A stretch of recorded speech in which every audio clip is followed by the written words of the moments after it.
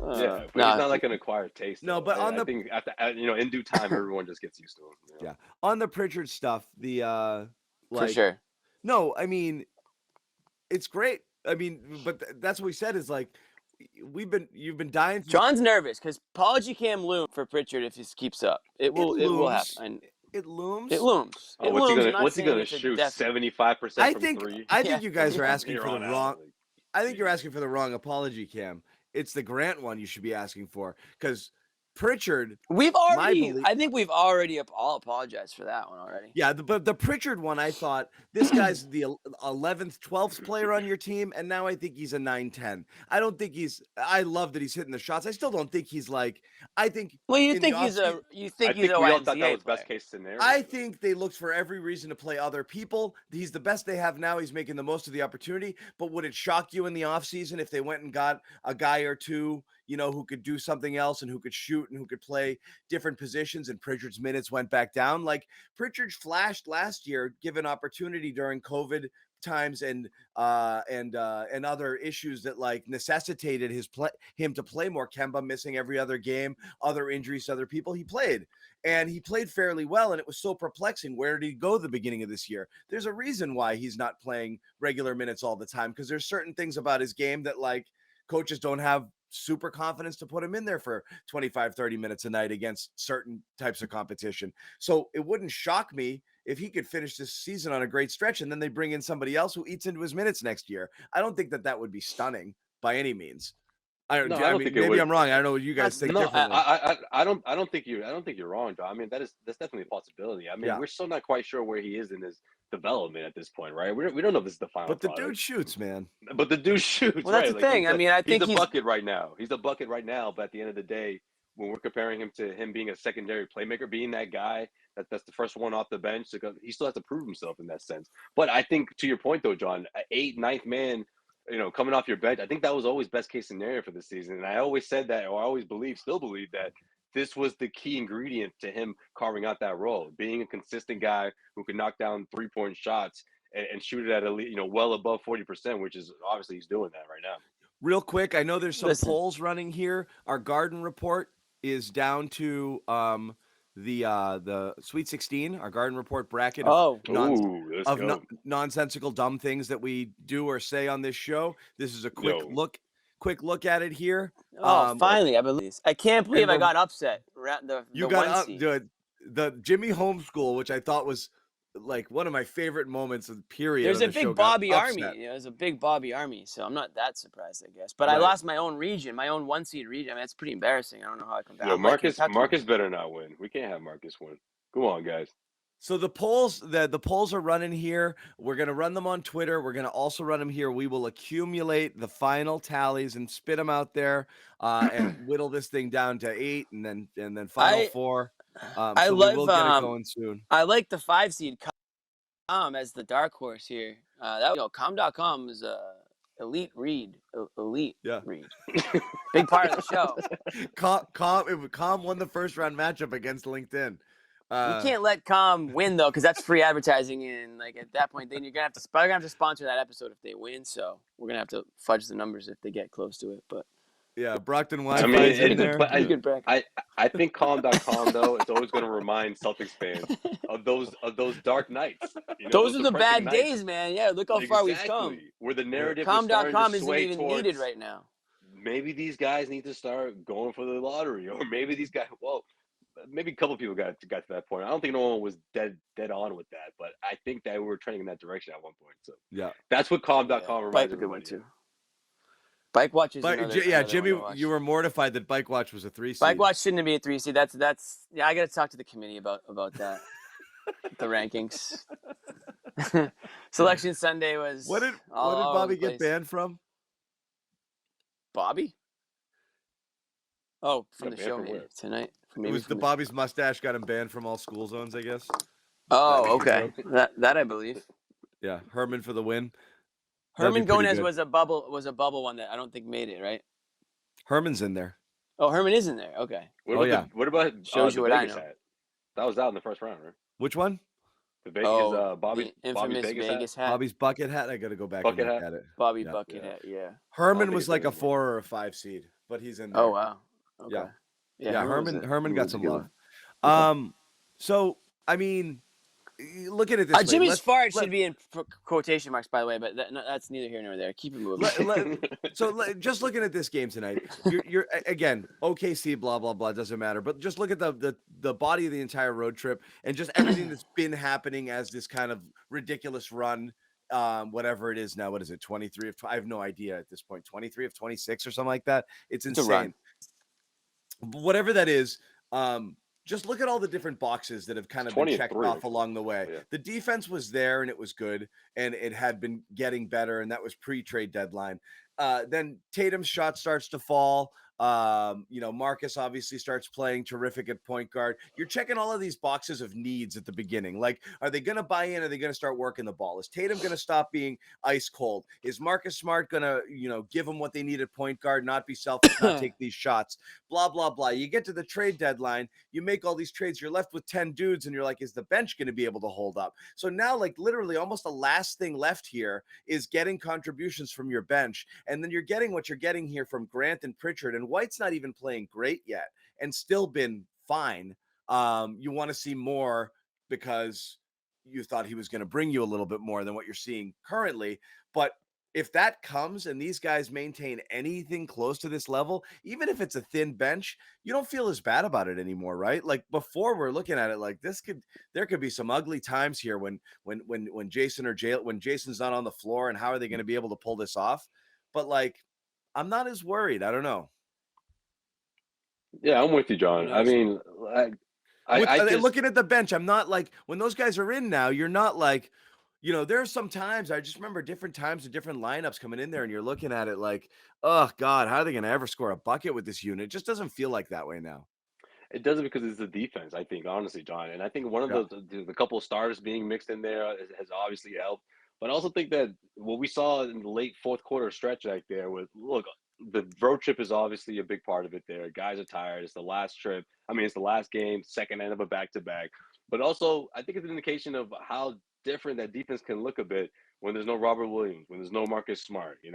Shai Gilgeous-Alexander was just like, oh, man, these guys are tired, and I don't have Marcus chasing me around. I think he sort of saw a green light in that fourth quarter, And I think that having those two anchors in your defense not there sort of forces guys to – it sort of opens up lanes for the opposing team, right? And I think that's sort of what we saw in sort of a different version of it, because obviously there's a lot of – this isn't a top-tier team, but they obviously had the energy and they had the fight, the will. Sort of what Schroder was talking about. You mentioned last night about, this isn't going to be such as easy as it looks, and the Celtics found that out somewhat the hard way in that fourth quarter, but Ime Udoka called those timely timeouts and was able to whip them back into shape. But yeah, I mean, that's part of it. I mean, the second unit looks much better when those guys are in there, because the defense has to sort of withstand things as the starters are resting. But mixing in starting members of the starting lineup also helped. I'm still a little concerned, definitely. I mean, is it as bad as it was? No, but I'm still looking at the second unit as a unit that needs a Jaylen or a Jayson out there, because Derek White's still having his shooting issues. Yes, Pritchard's hot as hell right now, and I'm sure he's going to come back to earth somewhat. I still do trust him to shoot the ball and score.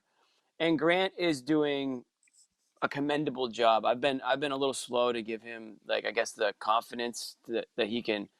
I just don't look at Grant as a guy that's going to like come in and give you like a massive offensive spark. But that being said, he has kind of held it out for the majority of the season. So and he's playing I'm coming defense. around on it. Yeah, he is. But I'm still a little concerned about their ability to keep up with teams on the offensive side of things. So I'm not quite. I mean, I don't think you are either, John. I mean, I'm not all the way. Yeah, look, I'm not all the way there either, and you're not either. So I guess what I'm saying is, like, I guess I agree, because it's not as bad as like when it was like Romeo and Nesmith were out there, and then like you had, Cantor would play randomly, and then it was just like, oh God, like, get this lineup off the floor. None of these guys know what they're doing, and it doesn't feel like that right now.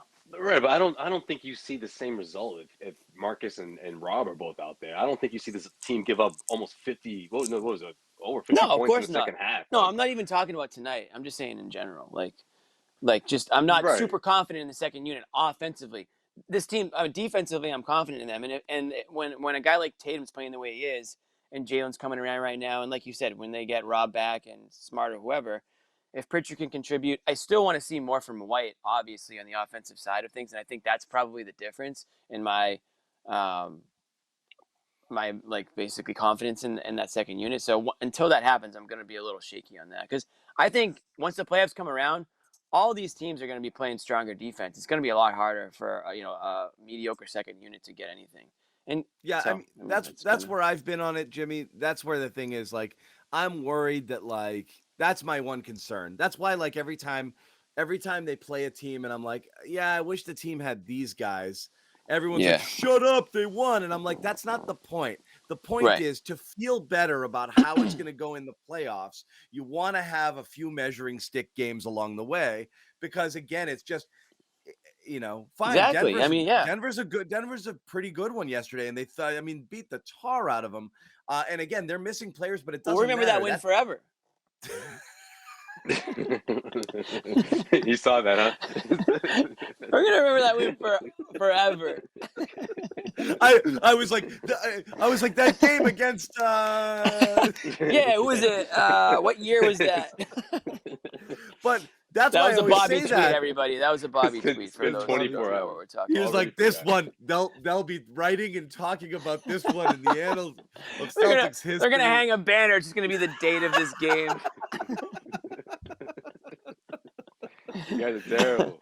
But that's the point of it, is to allay those fears. You would like to, and not even fears, those concerns. You just want to see a few games against a really good team, and say, wow, they absolutely can hang. The bench guys don't look out of place here. They don't look overwhelmed. They're not freaking out when Tatum's not on the floor. They can absolutely score points, against, when these teams are playing good defense.